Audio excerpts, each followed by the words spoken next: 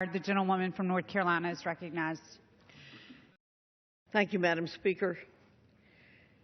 Last evening, when I spoke on this legislation and this rule in the Rules Committee, I mentioned that this is a very emotional issue for those of us who value life so much.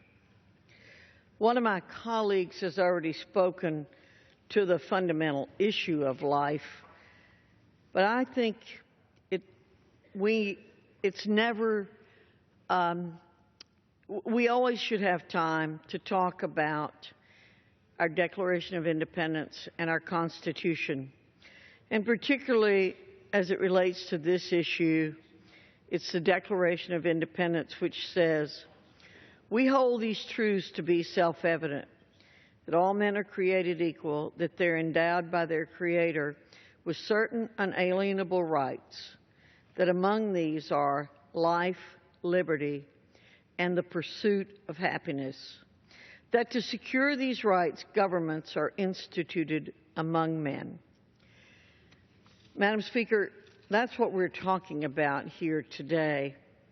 We're talking about what our government should be doing in the light of knowing that the most vulnerable among us are being destroyed, and that without life, there is nothing else.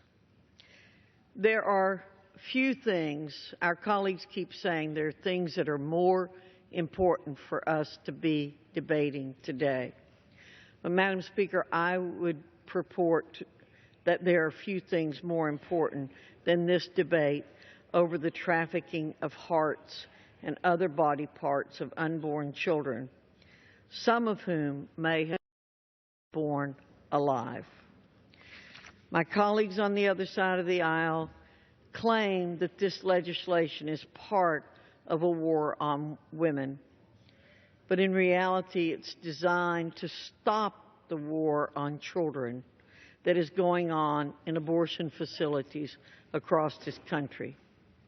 Large majorities of Americans believe their tax dollars should not go to fund abortions. They felt this way even before learning that during those abortions, children are dismembered and sold piece by piece. It's unfathomable that we have to debate stopping the provisions of tax dollars to organizations participating in such activities.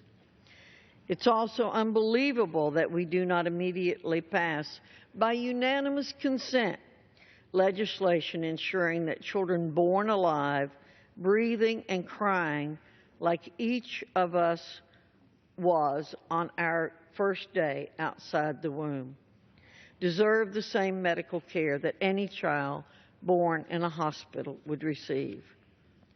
What is heartening in the face of this contentious debate is the principle that the truth always comes out.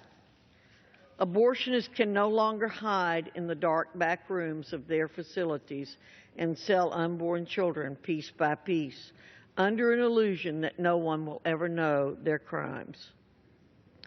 Our debate today and the videos that have been released have shattered that darkness and exposed the callousness of the abortion industry towards life and the consequences of accepting abortion on demand as acceptable.